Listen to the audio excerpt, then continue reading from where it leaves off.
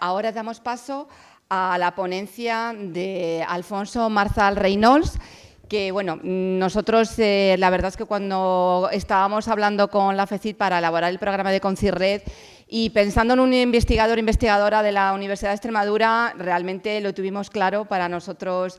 Alfonso Marzal, que bueno, ya lo conoceréis, es un investigador excepcional, pero sobre todo es un divulgador que nos ha acompañado a la UCC desde sus comienzos, siempre ha estado allí, en la Noche Europea de los Investigadores, en la Semana de la Ciencia, en todas las actividades de divulgación que hemos hecho, cuántas notas de prensa hemos elaborado también de resultados de investigación.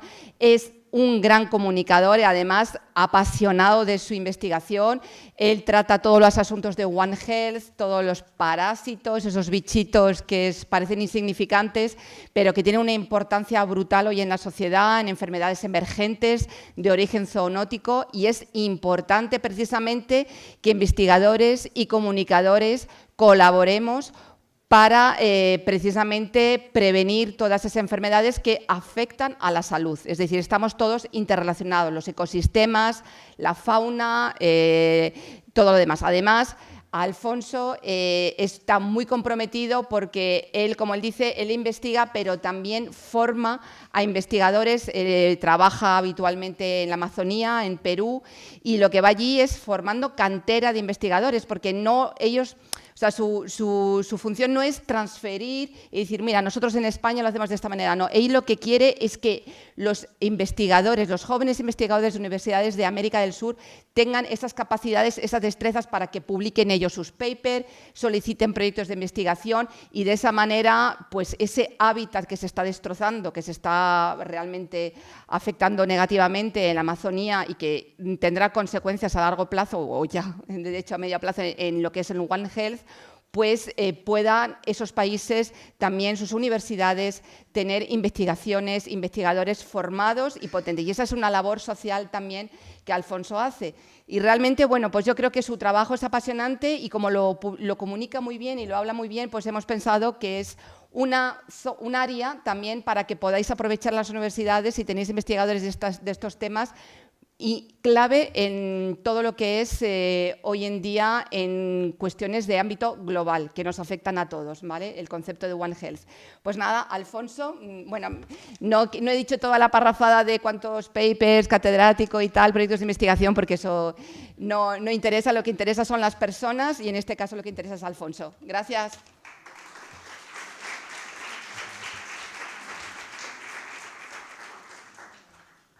Bueno, pues muy buenos días a todos y a todas y muchísimas gracias por la presentación, Marta. Las expectativas que has puesto en mí son demasiado grandes, yo creo, y espero no defraudarles. Agradezco sobre todo la invitación que FECIT ha pasado para que el plenario mañana presentar un poquito sobre ciencia, sobre investigación y sobre los problemas que tenemos los científicos a la hora de comunicar ciencia. Y agradezco, por supuesto, a todos los organismos que han mencionado en la mesa inaugural por la organización de estas jornadas que considero súper necesarias. Y gracias a profesionales como ustedes, ese problema se va paliando, nos ayudan a llegar a la sociedad. Porque tenemos, como les decía, voy a apagar esta luz, ¿no? Les decía que tenemos un problema y le voy a poner una metáfora. Imaginen que alguno de ustedes, en este tiempo que tengan libre para visitar Extremadura, deciden dar un paseo por una de nuestras bonitas dehesas. Y como es bastante frecuente, incluso esta mañana ha pasado, cae la niebla y quizás se pierdan por el campo. Pero van a tener suerte, se van a encontrar con un científico y le van a pedir ayuda. Somos unas personas que solemos prestar ayuda. Si nos piden que nos ayudemos, somos buenas personas y prestamos ayuda. Entonces, ustedes nos preguntan, ¿me podría decir dónde estoy? Claro, sin problema. Se encuentra usted a 38 grados, 39 minutos, 16 segundos latitud norte y 7 grados, 13 minutos, 14 segundos oeste. ¿Ha sido información cierta? Probablemente sí. No solemos mentir los científicos. ¿Ha sido una información precisa? Sin duda. Ha sido muy, muy precisa. Grados, minutos y segundos. ¿Ha sido una información útil? No mucho. Realmente no hemos logrado decirle a usted, darle una solución.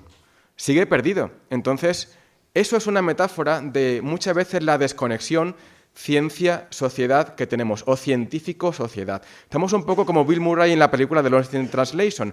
No hemos ya sabido llegar, no hemos podido comunicar. Y no sabemos comunicar o no podemos comunicar, entre otras cosas, en algo tan importante como el concepto One Health, como el concepto un mundo, una salud, donde la salud del medio ambiente, la salud de los animales y la salud de las personas están todas interconectadas. Y conocemos, después de una pandemia que ha matado a millones de personas, el concepto One Health. Una encuesta bastante reciente del año pasado se vio que 9 de cada 10 españoles desconocían el concepto One Health. Repito, después de estar encerrados durante varios meses en casa, de tener una recesión económica importante y de que un bichito que se dedicó a propagarse por el mundo nos mantuviese encerrados y matase a millones de personas. Si esa pregunta se hacía a un grupo de jóvenes entre 15 y 29 años, la respuesta es que 1 de cada 3 sí conocían el concepto, pero únicamente 1 de cada 3, a pesar de que más de la mitad de ellos consideraban importante el hecho del medio ambiente y la sostenibilidad con el tema de la salud. Por tanto, ¿qué ocurre aquí? ¿Qué nos está pasando? Y si encima profundizamos en esta entrevista o en estas encuestas y dicen que casi la mitad o más de la mitad de los encuestados consideran que si realmente supiesen y se le hubiese dado mayor difusión al concepto One Health, pues esto ayudaría a reducir el riesgo de pandemias mundiales. Bueno, pues lo que yo quiero enseñarles hoy y mostrarles hoy es lo que yo le dije a mi madre cuando iba a trabajar en esto. Entonces, y cómo ese era un ejemplo más de desconexión ciencia-sociedad. Yo le dije a mi madre que me iba a dedicar a estudiar los patógenos, los parásitos, las enfermedades que afectaban a la fauna silvestre, principalmente la malaria, como era lo principal. Mi hermana mayor es veterinaria, mi hermana pequeña es economista, y yo volvía a casa lleno de cagada de pajaritos que cuando los cogía y demás pues se cagaban encima mía y me llenaban la ropa de esto. Entonces, mi madre me decía, bueno, ¿y por qué no estudias enfermedades que afectan al ser humano? ¿Por qué no, realmente, no me lo decía directamente, pero me estaba diciendo, ¿por qué no haces realmente algo útil? No deja de mirar pajaritos y dedícate a algo serio. Bueno, pues yo les quería mostrar hoy que por qué miramos a las aves. Y evidentemente miramos a las aves porque nos gusta su canto, porque nos gustan sus colores, nos gustan esos bailes tan atractivos que hacen para atraer la pareja a unos y otros, pero realmente miramos a las aves para predecir el futuro. Y no me estoy refiriendo a predecir el número de euromillón que va a tocar en los próximos días, sino simplemente a presagiar lo que pasa en nuestro mundo. Pero esta práctica que hacemos nosotros es bastante antigua, no es novedosa. De hecho, esa práctica que se denomina ornitomantella consiste en recibir consejos, presagios, adivinaciones por parte de las aves. Y ya en la antigua Mesopotamia, hace miles de años, se trabajaba en este sentido. Y se veía que el vuelo de las aves, su comportamiento, cómo interaccionaban entre ellas y con el ser humano, se tomaban como señales de los dioses y presagios, augurios. Y así, un ave que entrase a la vista del observador desde la derecha y se moviese hacia la izquierda, o un ave que volase por encima de un río, se tomaba como un signo de buen futuro, de que algo bueno iba a pasar. En cambio, si el ave se desplazaba de izquierda a derecha, era considerado como un mal presagio. Y los hititas, ya en esta civilización, tenían observadores muy estimados de aves, específicamente que actuaban como oráculos. También en la antigua Grecia se siguió con esta práctica. Así, en la Ilíada, Homero relata más de 35 episodios en los que diferentes aves traían predicciones sobre el futuro y, en particular, sobre campañas militares, batallas y otras misiones.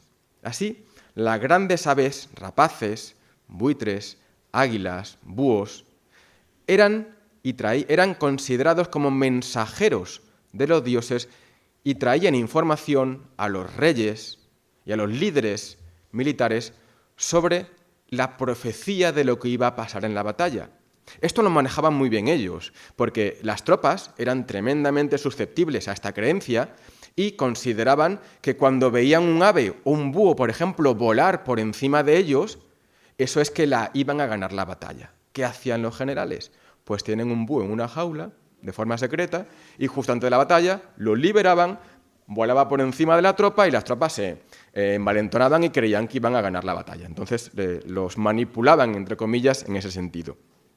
También en Roma se siguió con esta práctica, porque en esta cultura grecolatina, o más bien en la latina en los últimos años, los grandes acontecimientos en nombre del Estado, como eran votaciones, elecciones, aprobar nuevas leyes o decidir si iban o no iban a una campaña de guerra, debían ser aprobadas por los dioses, y los dioses mandaban esa información supuestamente a través de las aves.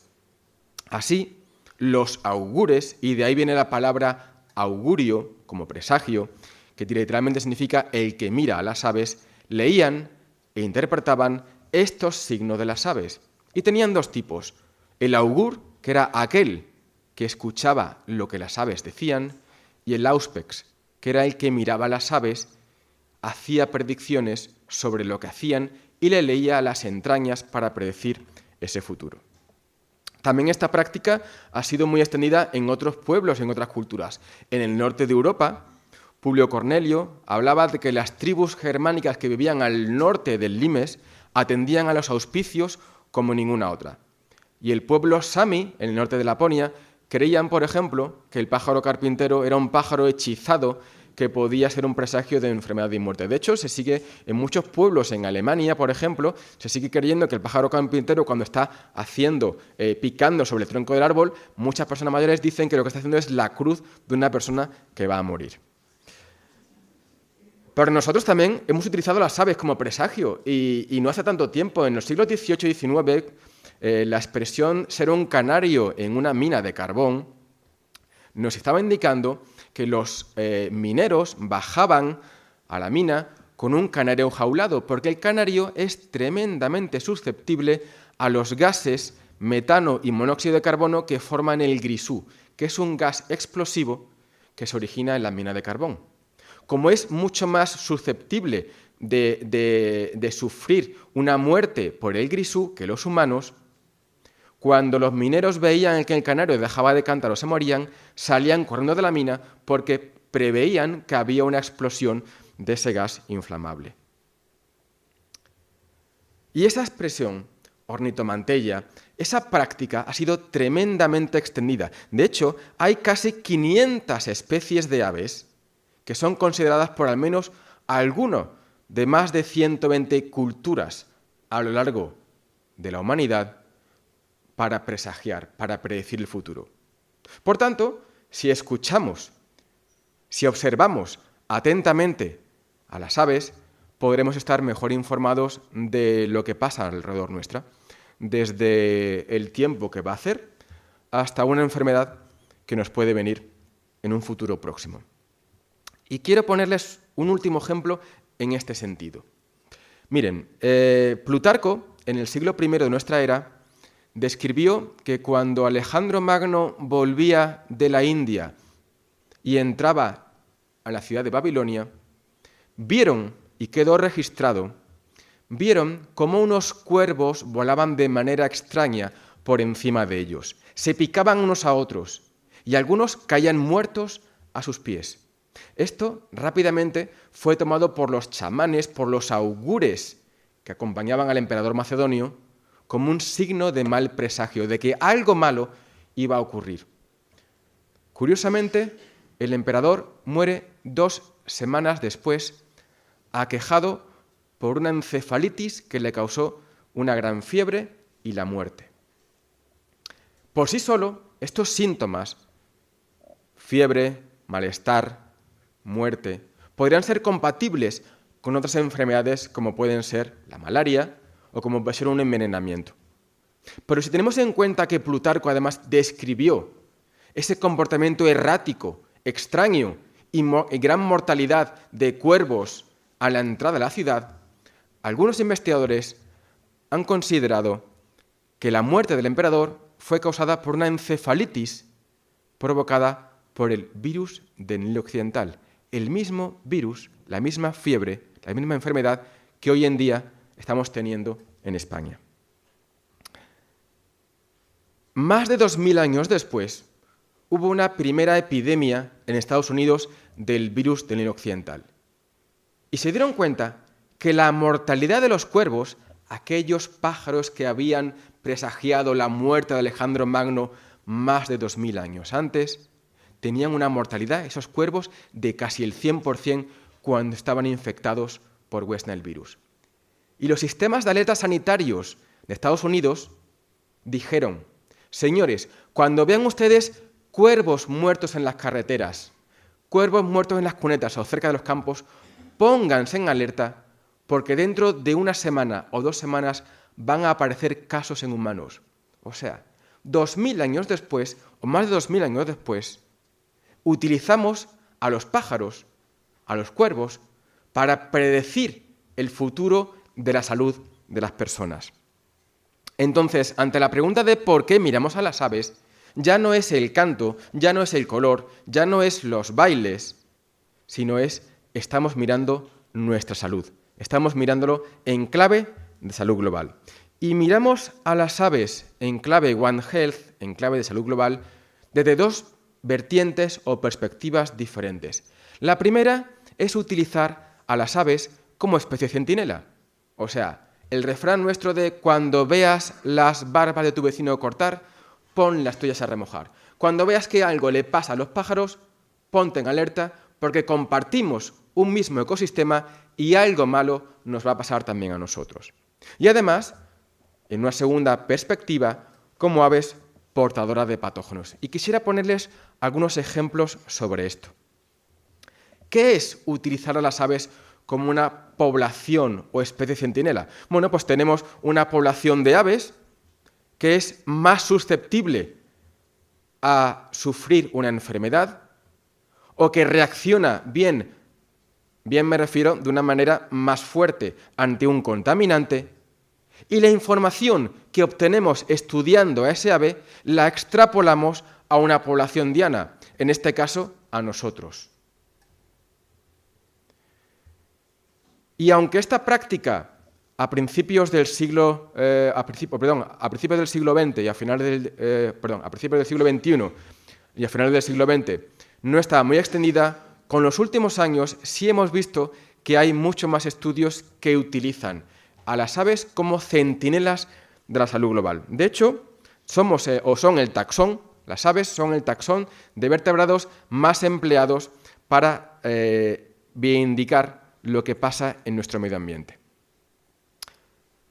Recordarán ustedes que en el año 1998 hubo un vertido masivo por la rotura de una presa en la mina de Aznalcóllar, en Sevilla, de aguas y lodos tóxicos. Varios años después, varios investigadores se dedicaron a analizar las poblaciones de cigüeña de una zona aledaña a donde fue el vertido y comprobaron que casi el 40% de los pollos de cigüeña tenían malformaciones esqueléticas. Nos está indicando que esos lodos, esa agua contaminante, su efecto negativo, su efecto nocivo y peligroso para la salud continúa ahí varios años después. En un estudio más reciente publicado este año, comprobó que en una zona minera en Queensland, en Australia, los niños estaban expuestos a contaminación por plomo. Y vieron que los gorriones, esos pajaritos que conviven con nosotros, son tan frecuentes en nuestras ciudades, son excelentes bioindicadores de contaminación de plomo. Porque si pueden ver ustedes esa gráfica que representan la similitud de niveles de plomo en sangre de niños y de gorriones, es casi perfecta. Son unos excelentes centinelas para predecir la contaminación de plomo en los niños. Y también son útiles las aves para poder observar y predecir la contaminación por microplásticos. Si tenemos en cuenta que la producción mundial de plásticos ha pasado de apenas 1,5 millones de toneladas en el año 1950 a más de 350 toneladas en el año 2022 y que únicamente el 9% de los residuos plásticos son reciclados, la consecuencia es que tenemos muchos más residuos de microplástico en el medio ambiente, con lo cual hay mucho más peligro de que estos efectos negativos de los microplásticos, en términos de disruptor endocrino, de toxicidad en nuestro sistema inmune o patogenicidad en nuestro sistema neural, sean mucho más peligrosos. Y las aves marinas son excelentes bioindicadores para estudiar los microplásticos, porque, en primer lugar, tienen un papel de depredadores, o sea, sufren la bioacumulación. Es igual cuando nos dicen que el atún o el pez espada debemos comerlo con cierta moderación porque son depredadores arriba en la cadena trófica y van acumulando la toxicidad por el mercurio a través de toda la cadena trófica, desde las plantas que hay en el agua hasta los animales de los que se alimentan. Pues esto igual, las aves marinas igual, acumulan una gran cantidad de microplásticos. Entonces, si tenemos además en cuenta que viven en ambientes urbanos, en ambientes rurales, en ambientes acuáticos, en las playas, en las costas, en acantilados, esa variedad de ambientes nos permiten identificar toxicidad por microplástico, presencia de microplásticos en todas esas zonas que nosotros estamos también visitando. Y por supuesto, debemos hablar aquí del cambio global. El cambio global es un proceso que todos ustedes conocen, que está provocado por las diferentes facetas o acciones del ser humano, cómo afectan al funcionamiento del planeta Tierra. Y entre ellas tenemos un cambio en el uso del suelo, una deforestación, un aumento en la urbanización, donde se espera que en el año 2050 el 70% de la población mundial vivan en grandes ciudades. Esto es un caramelo en la puerta de un colegio para los patógenos. Somos más en el mundo y vivimos más juntos, con lo cual vamos a tener mayor posibilidad de estar infectados. Muchas gracias.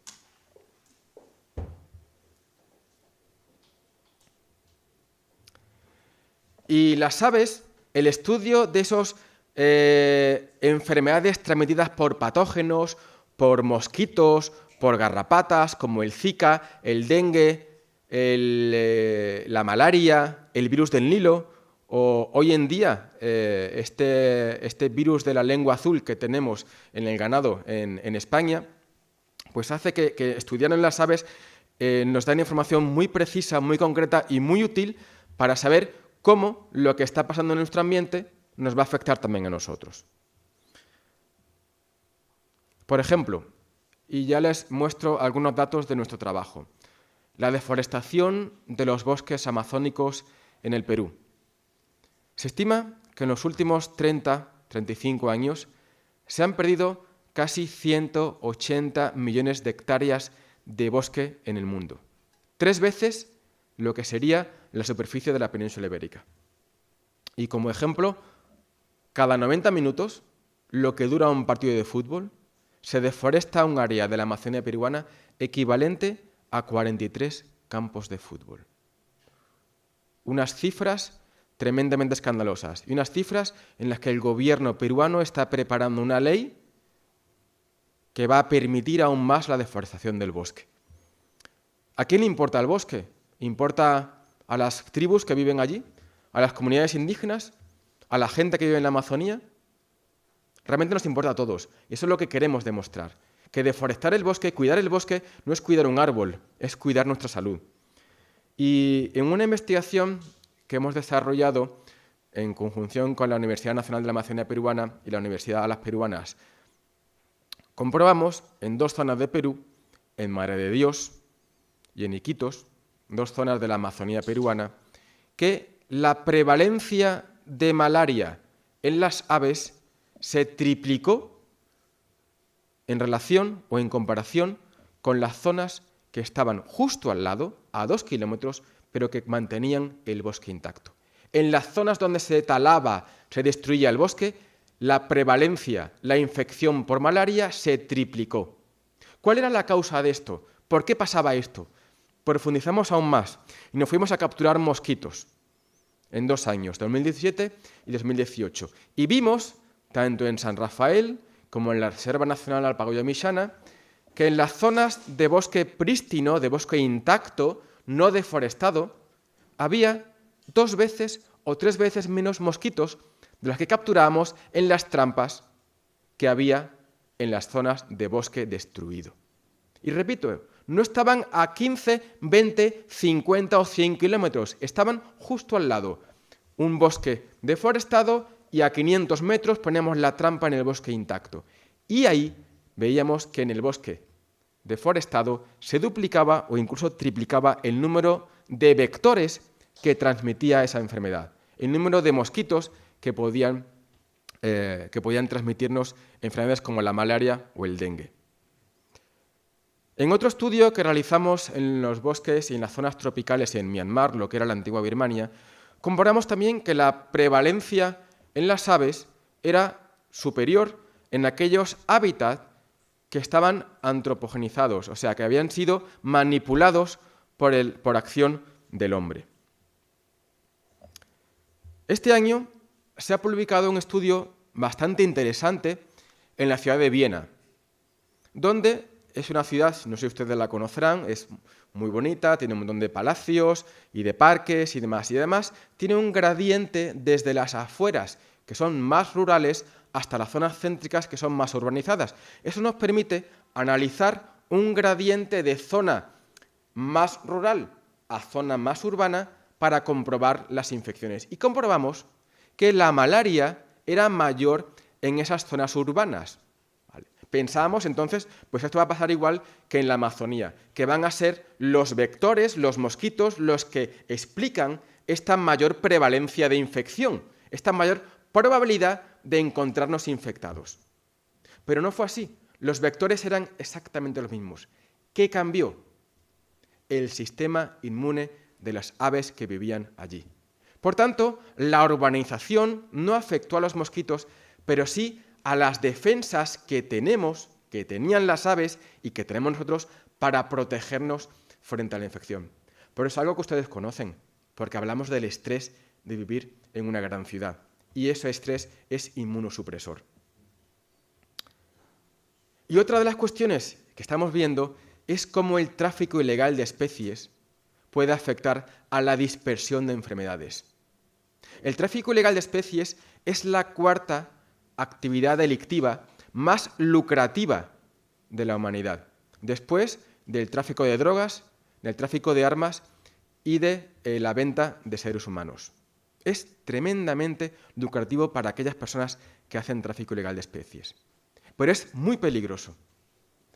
Encontramos en estos pigüichos, en estos periquitos de ala amarilla en la Amazonía, que tienen un grave problema de tráfico ilegal de especies, que el 20% de esos periquitos que iban a ser vendidos en otra zona del mundo, en Europa, en Estados Unidos, en Canadá, portaban una enfermedad, un parásito que causaba enfermedad invasora con una enorme mortalidad en aquellas zonas donde iba a ser comercializado.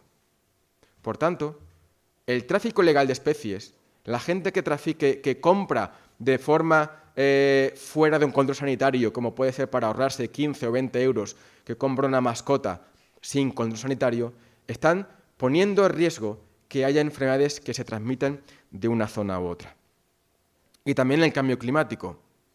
En un estudio que se realizó en Europa, analizando cambios a lo largo de 15 años en las poblaciones de parásitos que infectaban a las aves, se comprobó que junto con el aumento de la temperatura media, también aumentó la abundancia de parásitos que infectaban a estas aves.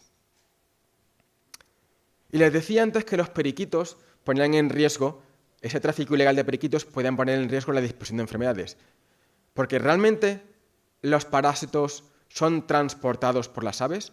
¿Hay un buen número de parásitos, de patógenos que pueden dispersarse, ser zoonóticos de las aves a las personas? Y esa es la segunda vertiente que les quería comentar hoy de estudio. Las aves portan y transmiten una enorme cantidad de patógenos zoonóticos. Desde infecciones virales, como pueden ser la encefalitis japonesa, el virus del Nilo Occidental, el virus Usutu o la gripe aviar. Infecciones bacterianas como botulismo, Campylobacter, E. coli, Salmonella o infecciones provocadas por hongos y otros parásitos que portan, como puede ser la Giardia o como puede ser Aspergillus. Todos ellos son transportadas por las aves. Todas ellas están presentes en poblaciones de fauna silvestre y doméstica y nos pueden infectar a nosotros.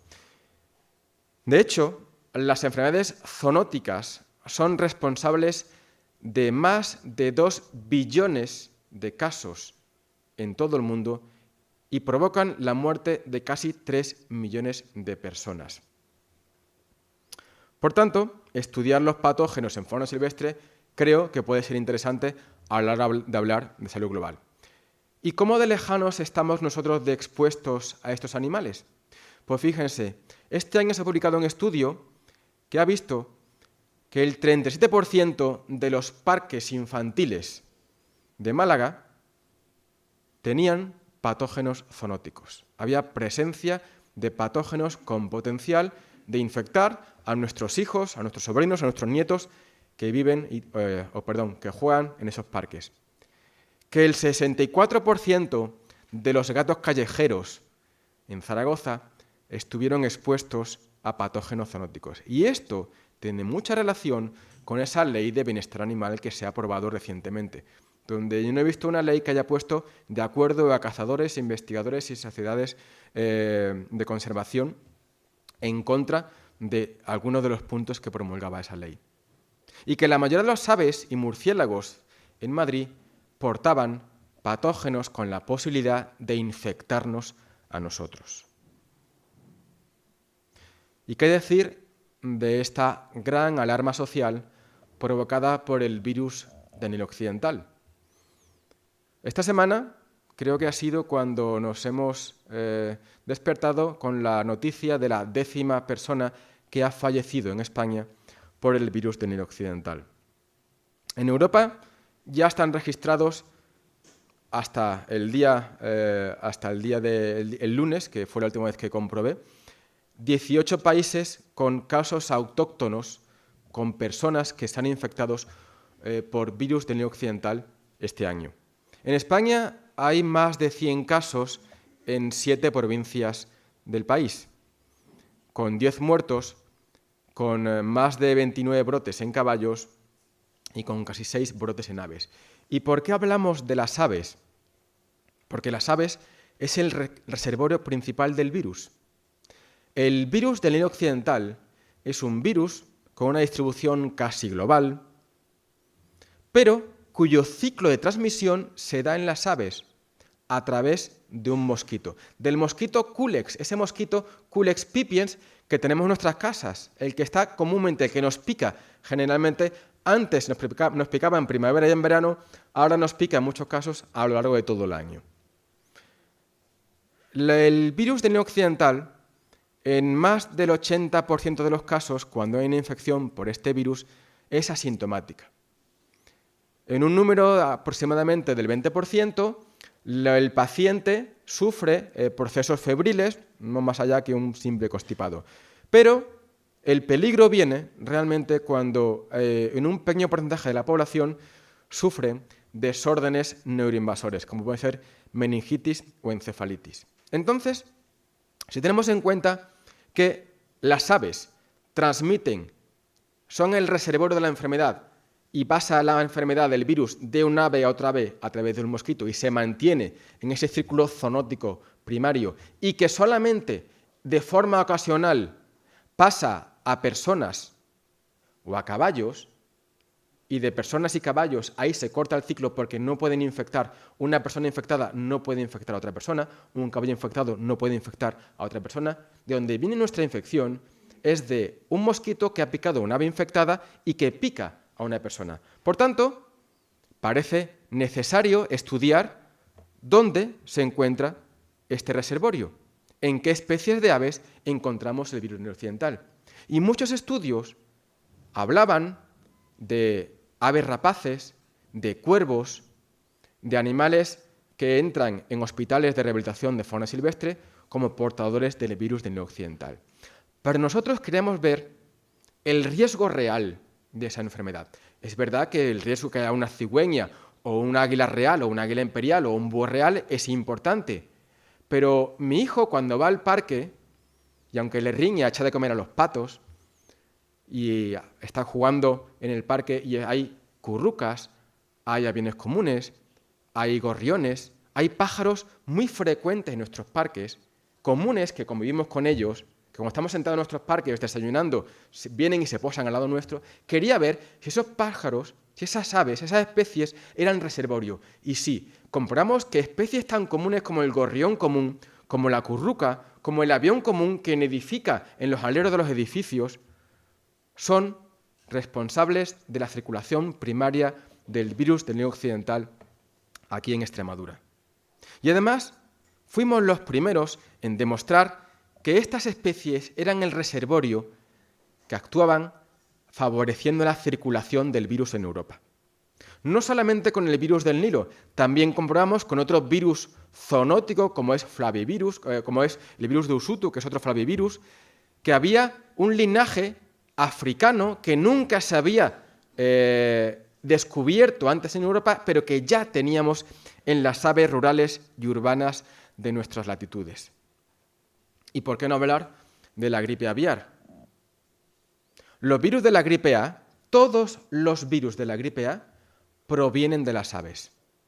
Principalmente de limícolas, de anseriformes, patos, gansos, cisnes. Y tienen una peculiaridad estos virus, es que son tremendamente mutagénicos. Tienen una capacidad de mutar muy importante que les permite saltar de una especie a otra. Esa capacidad de mutar se basa en dos proteínas que tienen en su superficie, la hemaglutinina y la neuraminidasa. De ahí que la hemaglutinina la denominemos H y la neuraminidasa la denominamos N. Y de ahí vienen todas las variantes de gripe A. H1N1, H1N2, así hasta 14 o 16, dependiendo de cómo se considere, variedades de hemaglutinina y hasta 9 variedades de neuraminidasa. La famosa y mal llamada gripe española que asoló las poblaciones europeas era una variante de H1N1. Y ven ustedes ahí que nosotros somos de H1N1, se hacen esa combinación, H1N1, éramos susceptibles de sufrirla, nos podíamos infectar y también éramos transmisores. O sea, que había la posibilidad de que de una persona a otra persona se transmitiese la gripe española. En cambio, la famosa H5N1, hasta el momento, y hay que decir a lo que hoy, 10 de octubre, conocemos, hasta el momento no somos transmisores. Sí somos susceptibles. Por ahora nos estamos librando. Como ven ustedes, el ser humano, con la variedad H5 somos susceptibles, pero no podemos transmitir todavía. No hay posibilidad de contagio o no conocemos todavía posibilidad de contagio de esa variedad de H5N1. Y afortunadamente, porque se han registrado casi 900 infecciones de H5N1 en humanos, con una letalidad, con una mortalidad superior al 50%. Ojo, muy grave este asunto. ¿Y por qué decimos que es muy grave este asunto? Porque las balas nos pasan cada vez más cerca. Miren, he representado ahí una escalera de patogenicidad o de lo que está pasando con la gripe aviar, con la famosa H5N1, HPAI, la gripe aviar de alta patogenicidad. Y en el año 2020 encontramos que había millones de aves muertas e infectadas. En el año 2021 se comprobó que ya había transmisión entre mamíferos. De unos mamíferos infectados pasaban a otros mamíferos infectados o infectaban a otras especies de mamíferos. En el año 2022, hace 2 años, se comprobó que en las granjas de peletería los bisones y otras especies utilizadas en esa industria estaban fuertemente infectadas. Y eso hacía que había una gran posibilidad de que los cuidadores de esas granjas peleteras se infectasen. El año pasado descubrimos que nuestras mascotas se infectaban por gripe aviar. Este año se ha visto que hay transmisión activa de gripe aviar entre nuestro ganado doméstico.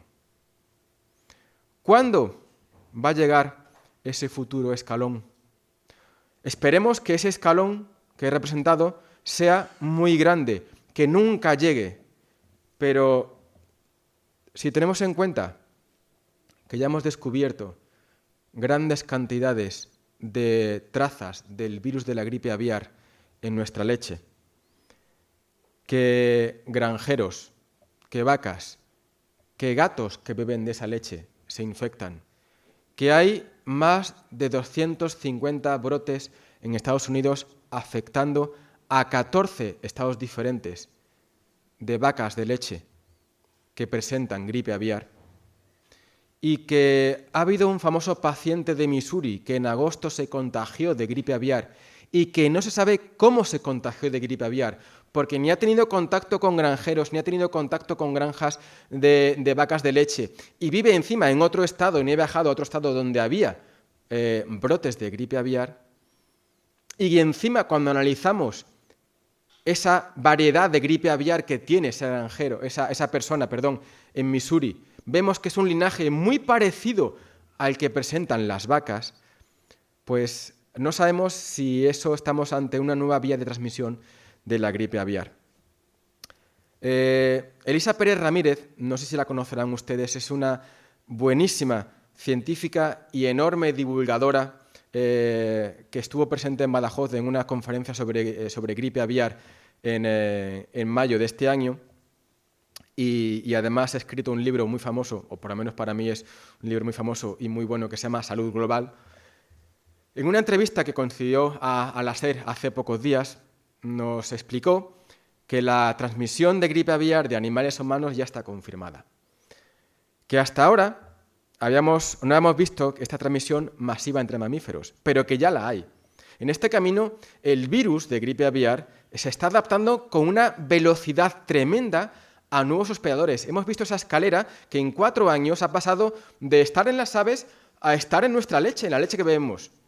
Pero afortunadamente, la leche que bebemos aún podemos seguirla bebiendo con normalidad. No, cuando pidan el café en el descanso, no la pidan solo. Si toman leche, pídanla con leche, porque la leche pasteurizada no corre peligro de contagiar con gripe aviar. Pero me quedo con una frase que dijo: hay que esperar lo inesperado.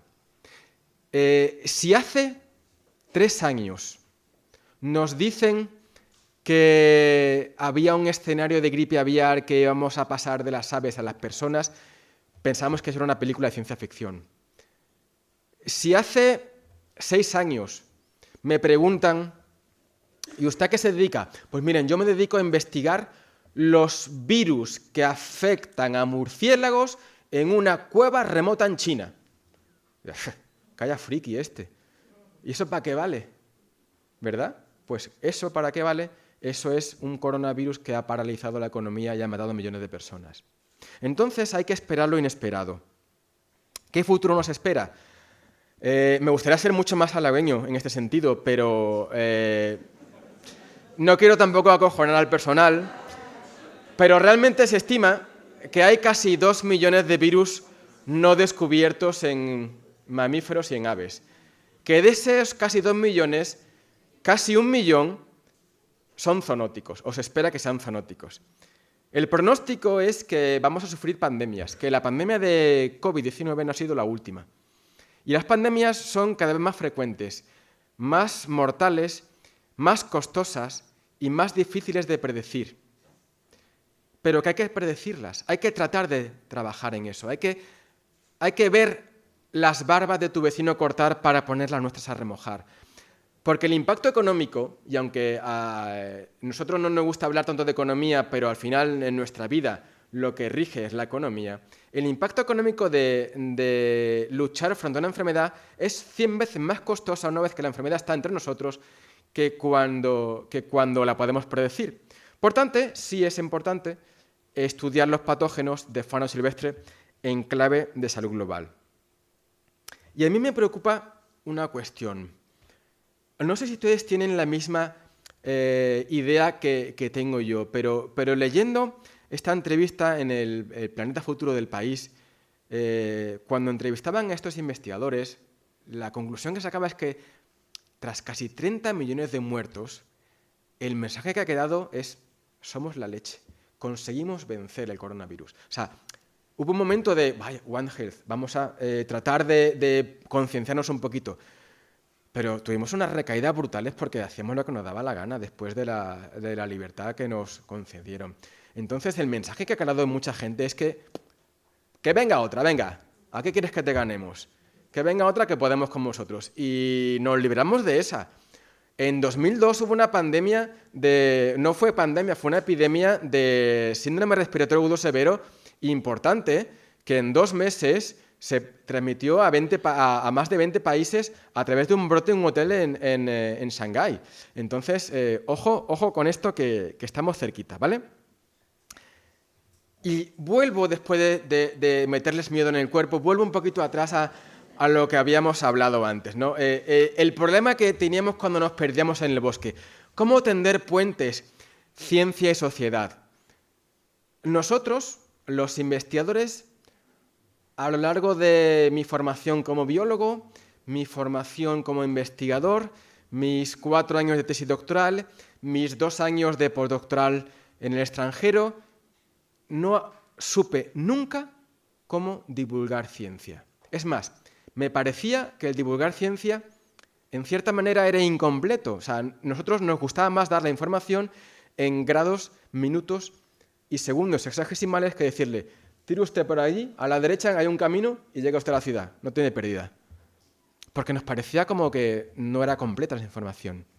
Pero gracias al trabajo de ustedes, conseguimos cada vez más indicarle a la persona que se ha perdido cómo llegar. Les necesitamos. Necesitamos que haya cursos como los que están ofertando en diversas unidades de cultura científica, y en este caso hablo, por la que conozco bien, de cómo difundir una tesis, de hacer un curso de monólogos científicos para que logremos llegar a la sociedad, de que nos tiren de las orejas para que nos digan: no digas eso así, dilo de otra manera porque no te van a entender, que nos enseñen, que fomenten nuestra participación, que nos formen. Una de las cosas que más me ha gustado es que se ofrece hoy en día un curso para formar en divulgación científica dentro de los cursos que se ofertan en mi universidad del Servicio de Orientación y Formación Docente. Los investigadores y los profesores hoy en día podemos recibir esos cursos, cosa que antes no seguían. Por favor, sigan haciendo eso, fomenten eso, porque lo necesitamos por nuestra propia supervivencia como investigador y como población humana al final. ¿Cómo tender también puentes en sociedad y ciencia? Pues si veíamos esa encuesta de One Health, donde 9 de cada 10 españoles no sabían ese concepto, y 1 de cada 3 jóvenes no habían oído hablar o no tenían en claro de qué hablamos cuando hablamos de una salud, de un mundo, una salud, bajemos a institutos, bajemos a colegios, enseñemos One Health desde ese momento y enseñemos One Health en las universidades, porque es lo que estás hablando hoy en día. Y tenemos una lucha continua para que se implanten cursos de formación en máster, asignaturas en grados y en máster, donde ese concepto se halla. Hoy en día el Boletín Oficial del Estado del año 2002 promulgó un Real Decreto, el 243, donde en la asignatura de Biología, Geología y Ciencias Ambientales de bachillerato ya se hablaba de un concepto One Health. Bueno, es un avance importante, pero no nos quedemos ahí. Porque hay gente que no llega a bachillerato. Bajemos a la secundaria, bajemos a la primaria, trabajemos esos conceptos, involucremos a los profesores. Y también me gusta mucho que nos obliguen a los investigadores. Yo soy un investigador que hace ciencia básica en la mayoría de mis trabajos. Pues me gusta, aunque me cueste, me gusta que nos digan, vale, usted va a hacer ciencia, pero ¿qué impacto tiene esa ciencia? Y cuando yo escribo un proyecto hoy en día, hay un apartado donde se indica cuál es el impacto científico, tecnológico y social de tus resultados, sea el que sea. Pero esto ya está bien. Nosotros cobramos o recibimos fondos públicos para investigar. Pues tenemos que llegar a la sociedad para poder transmitir lo que hacemos. Y tenemos que aprender a hacerlo. Por muy ciencia básica que sea, siempre tendrán una utilidad. Yo siempre le digo a mis alumnos, lo que más salva hoy en día vidas es porque a un monje hace 200 años se le ocurrió cruzar guisantes verdes y amarillos. Hoy en día, evidentemente, si yo voy a un proyecto de ciencia de la agencia estatal y digo, yo quiero irme a un huerto, en un monasterio, y voy a cruzar guisantes verdes y amarillos, y voy a ver si lo que sale de esos guisantes verdes y amarillos es verde o amarillo. Como no me llamo Mendel, pues tengo que divulgar la ciencia. Tengo que decirle, eso que hoy en día parece una tontería, puede ser aplicado a esto y a esto otro. A una medicina personalizada para curar el cáncer, por ejemplo. Y también me gusta que en este nuevo convocatoria de FECIT, de ayudas para la investigación y la innovación tecnológica, nos obliguen a presentar una carta de colaboración con autoridades. Porque eso también implica un nuevo avance en la ciencia-sociedad. Implica una manera diferente de pensar, de comunicar, de transmitir esa información. Ya no os quiero dedicarles más tiempo y robarles más tiempo a ustedes antes del café, pero sí me gustaría dejarles unos mensajes para llevarse a casa. La primera es meterles un poquito de miedo más. Las enfermedades antiguas no están erradicadas, solo están controladas.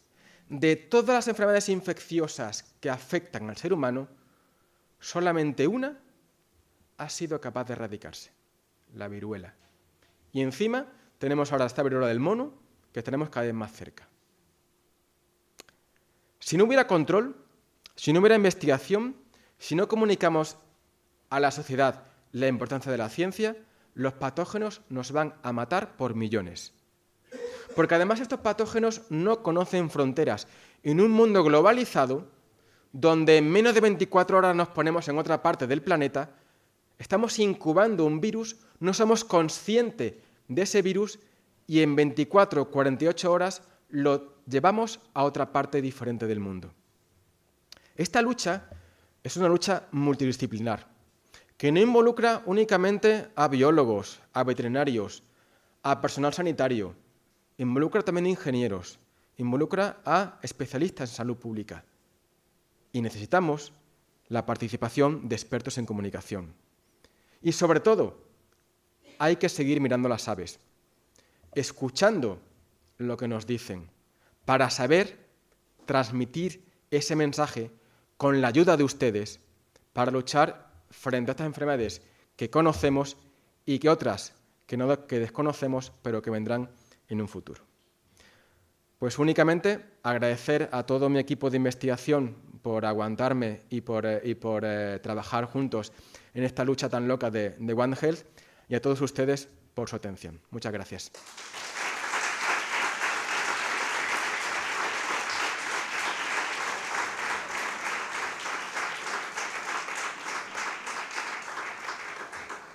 Y si tienen alguna pregunta antes del café, pues gustosamente atenderé. Sí. Bueno, yo voy a hacer una pregunta. Tengo tres cosas que comentarle. Quiero agradecer la charla que me ha gustado mucho. No me escucho más. En segundo lugar, vale, Francisco, eso no, es igual. Tampoco. Hola. Ah, sí, mira. Bueno, un agradecimiento, una pregunta y un comentario. Gracias por la charla, que me ha gustado mucho. Es verdad lo que nos han dicho. Sus capacidades de comunicación realmente las hemos visto. La pregunta es, usted nos recomienda, es una pregunta de consumidora, recomienda el consumo de leche pasteurizada, pero desgraciadamente los supermercados están llenos de quesos que son hechos con leche cruda. Entonces, estamos ante, ¿qué pasa ahí? Simplemente, ¿qué pasa? ¿Qué hacemos con eso? Porque toda esta información mucha gente no la tiene. Y bueno, luego voy con la siguiente. La respuesta es fácil. No sé la respuesta a la leche cruda. No lo sé. No tengo... O sea, sería un poco irresponsable por mi parte decirle que se la pudiera comer tranquilamente, pero no tengo constancia de ningún estudio que hasta el momento haya encontrado trazas de gripe aviar en quesos hechos con leche cruda.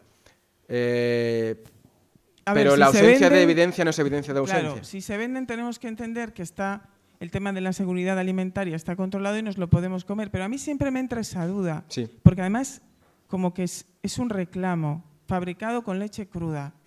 Vale. Habría que investigar eso. Sí, me encanta. Y el comentario final es que, claro, cuando la gente, no solamente las personas que estamos aquí, que estamos vinculadas a la investigación, sino cuando realmente las personas a lo mejor que están más ajenas ven estos datos y ven todo lo que el futuro, ¿no? O sea, lo que ahí viene, que también la Organización Mundial de la Salud está avisando, ¿no? Pues al final genera un poco, como usted ha dicho, de miedo, ¿no? De miedo con esos datos, esas cifras, esas estadísticas, la zoonosis. Pero como aquí estamos para hablar de comunicación, yo creo que esos datos y esas estadísticas tienen un mensaje muy positivo, que es que al final hay un grupo de personas, de investigadores e investigadoras que están trabajando en riesgos emergentes, que esto tiene muchísimo valor. El mensaje es, esto es lo que se viene, pero aquí estamos nosotros trabajando para adelantarnos a lo que pueda ocurrir. Y es que creo que es muy importante también dar mensajes positivos, sobre todo cuando hablamos de realidades que son oscuras, efectivamente. Sí, así es. Muchísimas gracias por los comentarios de cosas que mejorar en este sentido, de transmitir el mensaje. Evidentemente es importante transmitir un mensaje positivo al final, ¿no? Tranquilos, estamos trabajando para eso. Tranquilos, la leche pasteurizada no transmite la gripe aviar. Tranquilos, seguimos mirando a las aves para predecir el futuro de lo que puede pasar. Y eso yo creo que también es muy importante porque un grupo de WhatsApp malintencionado tiene a veces más poder que cualquier comunicación científica. Y eso me he dado cuenta, durante la pandemia se me ha dado cuenta 1000 veces, ¿no?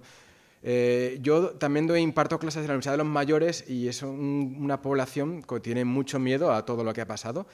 Y entonces hablamos mucho de esto, ¿no? Y los grupos de WhatsApp entre ellos corren como la espuma. Y es que me ha dicho fulanito, me ha dicho menganito, y salen expertos en los medios de comunicación que no son expertos en absoluto, diciendo unas barbaridades, sea un cantante famoso español o sea quien sea, y dice, bueno, pero este señor, ¿cómo alienta a eso? Y desgraciadamente la gente le hace caso a ellos. Y porque también hay muchas filias y fobias políticas al final. Entonces, señores, los políticos trabajan por nuestra salud al final y estamos hablando de salud. Nadie quiere encerrar a nadie en casa. No estamos bajo arresto, estamos curando, previniendo que esto no se extienda, porque cada vez que hay una nueva persona infectada por COVID, el virus se replica y sale un nuevo bicho de nuestro cuerpo que puede infectar a otra persona y con mayor patogenicidad. Entonces, así es. Muchas gracias.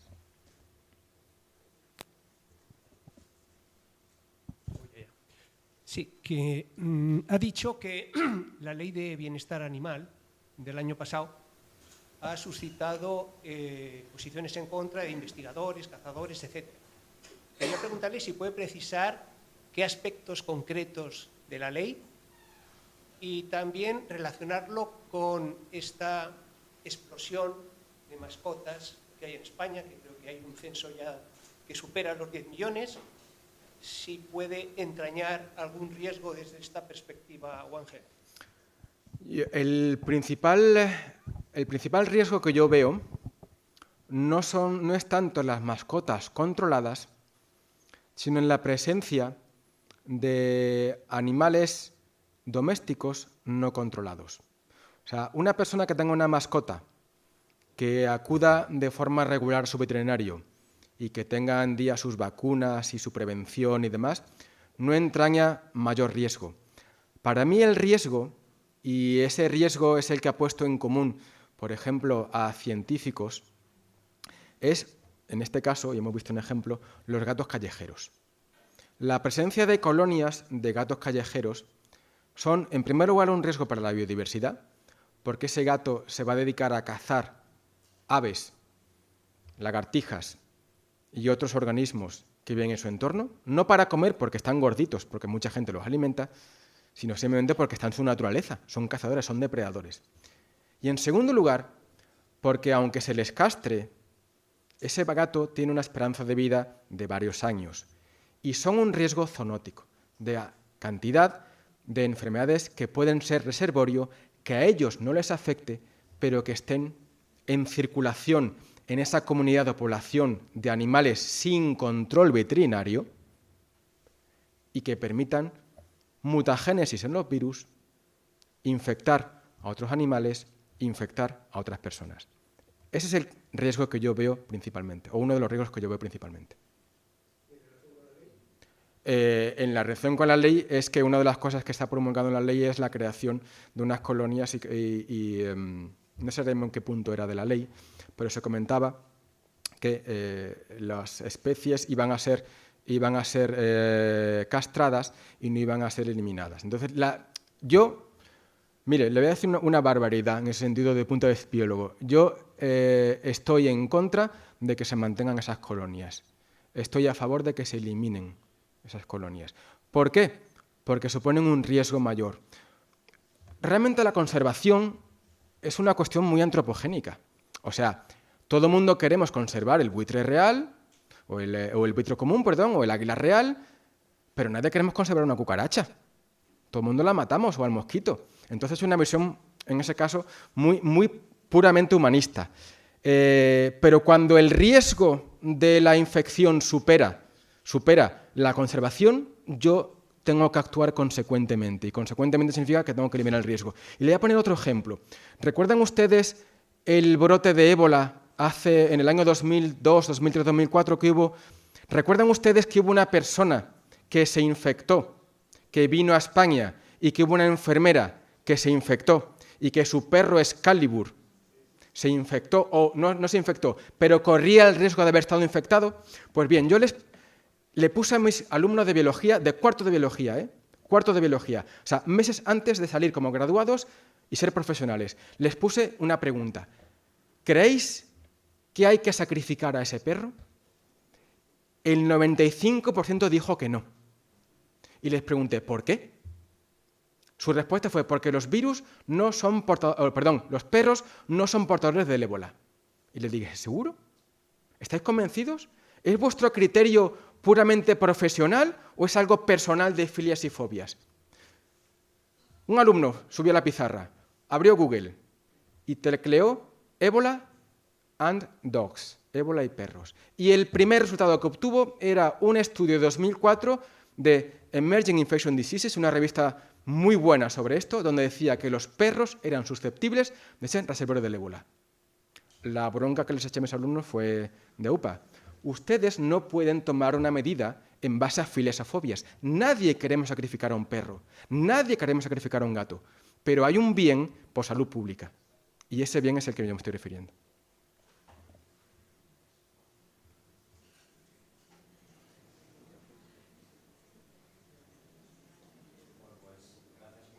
Por todo, igual. Te quería preguntar sobre los mosquitos en las ciudades, porque has comentado que dentro de unos años va a haber más población en las ciudades, lo que entiendo lo vemos en Madrid y Barcelona, por ejemplo. Te quería preguntar el motivo de por qué ya pues, no hay tanta gente, pero por qué caen más mosquitos en las ciudades, porque normalmente pues, se ve cerca de los ríos o en el campo, pero no sé si es por aumento de temperatura, no sé si puedes explicar eso. Si no se están tomando medidas para que no haya mosquitos en las ciudades. Y bueno, pues eso, gracias. Muchas gracias por la pregunta. La respuesta de por qué hay más mosquitos en las ciudades, yo creo que es por dos razones. En primer lugar, la ciudad es una isla de calor. Dentro de lo que es un ambiente, la ciudad es una isla de calor y porque tenemos cada vez más aparatos electrónicos, porque tenemos más coches, más transporte y todo eso emite calor. Y el calor favorece la proliferación de las larvas de mosquitos. Si una larva de mosquito tarda a unos 15-20 grados en madurar 3 semanas, 2-3 semanas, cuando esa temperatura está en torno a 25-30 grados, ese tiempo de maduración de larva a mosquito se reduce a una única semana, con lo cual salen mucho más mosquitos de manera más frecuente. Y en segundo lugar, mi percepción es que la temperatura a nivel global ha aumentado. Que cuando yo era pequeño no había mosquitos en las ciudades en el mes de noviembre o diciembre, y ahora sí hay mosquitos, en nuestras casas hay mosquitos, porque son islas de calor y previenen y favorecen que ese mosquito que antes moría en invierno, ahora ya no muera. Yo cuando era muy pequeño siempre recordaba en el campo que aquí en Extremadura había muchas temperaturas bajo cero y que por las mañanas había hielo en los charcos que había en la ciudad o en el campo. Hoy en día ya prácticamente no veo. Y además, otra cuestión. Hay muchos parques y jardines donde hay agua que es el sitio donde la mosquita va a poner el huevo para que salga la larva. Entonces, si esas aguas no son controladas, y que eso ya uno a la segunda pregunta que me hizo, es fácil que proliferen. ¿Se están tomando medidas? Depende del sitio. Yo considero que sí, en algunos sitios sí. Entonces, esa medida, en primer lugar, es de vigilancia, y hay campañas de vigilancia de, por ejemplo, virus del Nilo Occidental. Y en segundo lugar, se han tomado medidas cuidando que en esos parques y jardines el agua no se quede estancada, un agua que corre es mejor o que se limpie de manera asidua, evita que esas larvas salgan y eclosionen y formen mosquitos adultos, y además, en algunos casos más urgentes y concretos, se está procediendo a campañas de fumigación para exterminar eso. ¿Qué problema hay con las campañas de fumigación? Que al fin y al cabo hay que buscar nuevos productos químicos que sean inocuos para otras especies, incluidos al ser humano, y que maten al mosquito, ¿no? Por eso, por ejemplo, el DDT famoso, que fue lo que contribuyó a que la malaria en España en los años 60 se erradicase, pero no se puede utilizar ahora mismo porque es nocivo para otras especies. Entonces, hay que seguir investigando en otra línea que es productos químicos, insecticidas, pero inocuos para otras especies. Gracias por la charla. Yo le quería preguntar acerca de las explotaciones agropecuarias. Ha comentado que efectivamente la pasteurización de la leche evita que la leche sea un vector de transmisión, pero eso no cambia la realidad que hay en las granjas y que puedan ser un foco de infecciones. ¿Cree que como consumidores tenemos la responsabilidad de cambiar nuestros hábitos de consumo para que eso suceda en menor medida? En primer lugar, en España aún no se ha descrito el virus de la gripe aviar en leche en vacas, entonces por ahora nos estamos librando. En segundo lugar, todos los alimentos, espero que tienen y espero que sigan teniendo un control sanitario donde se dice que esta especie se puede consumir o este producto se puede consumir por el ser humano, ya que siempre se mantenga en unas condiciones, ¿no? Y la pasteurización es otro de ellos. Y tomamos leche cruda, en España por ahora no hay problema, pero si miramos el origen, y ahí está la responsabilidad del consumidor, el origen para saber que de la leche cruda que tenemos en España o de origen de España aún no tiene ningún problema de gripe aviar.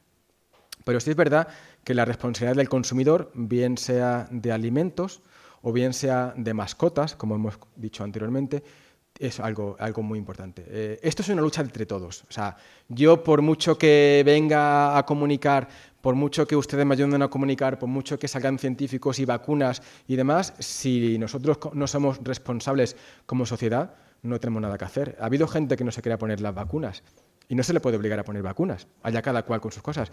Pero después ha habido gente que hablaba de inmunidad de rebaño. ¿Inmunidad de rebaño a costa de qué? Es muy fácil hablar de inmunidad de rebaño cuando decimos, bueno, pues si la inmunidad de rebaño consiste en que de 95 personas, el 95% de la población se vacuna frente a esta enfermedad, pues el resto estamos libres en vez de vacunarnos. Digo, vale, pues escoge tú de tus 100 conocidos o familiares a qué 5 personas quieres que se infecten y que tengan posibilidad de morir, por ejemplo, por el COVID. Es muy duro eso, pero es la realidad. La inmunidad de rebaño es un concepto muy, muy bueno, pero se consigue con una conciencia social del consumidor, con una responsabilidad nuestra. Tenemos una gran responsabilidad tanto en el alimento como en la vacunación, por ejemplo. Entonces, tenemos que trabajar para lograr que la sociedad entienda su responsabilidad como consumidor. Y no solamente al tema de gripe o COVID o lo que sea, sino, por ejemplo, en el tema de los alimentos. No hemos hablado de eso, pero es que zoonosis alimentarias hay muchísimas. La toxoplasmosis es muy típica, por ejemplo, ¿no? Por eso se dice que las mujeres embarazadas no pueden tomar jamón ibérico, jamón serrano crudo, por la toxoplasma. Entonces, eso se ha hecho una conciencia social y una responsabilidad de esas señoras para no consumir esos alimentos, esa carne cruda o poco cocinada. Pues igual tenemos que hacer, en este caso, por ejemplo, con la leche. Muchas gracias. Bueno, ya vamos a ir de acuerdo